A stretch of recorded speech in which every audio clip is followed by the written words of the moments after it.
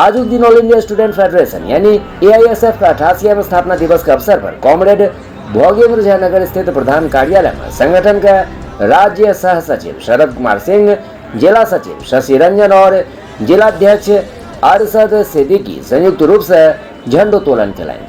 झंडोत्तोलन के उपरांत भगत सिंह अमर रहे सहित आजादी आंदोलन का मनीषी और संगठन का शहीद साथी अमर रहे का गगन चुंबी नारा लागल।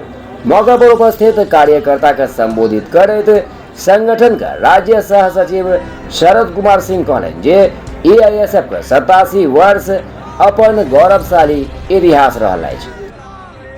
जिंदाबाद जिंदाबाद जिंदाबाद जिंदाबाद